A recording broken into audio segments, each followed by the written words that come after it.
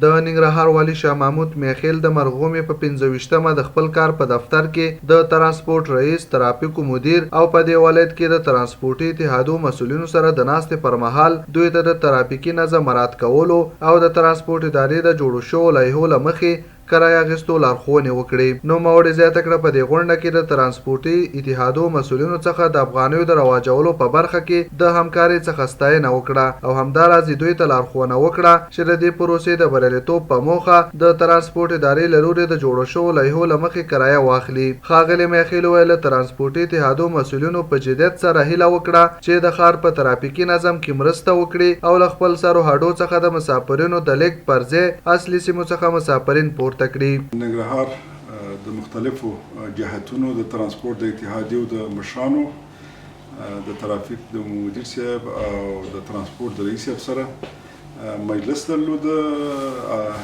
نو دې کې دوه درې برخې وي. یو برخه دا وه چې د افغانیو په ترویج کې دوی زیاته مرسته کړې وه، نو مننه مې وکړه.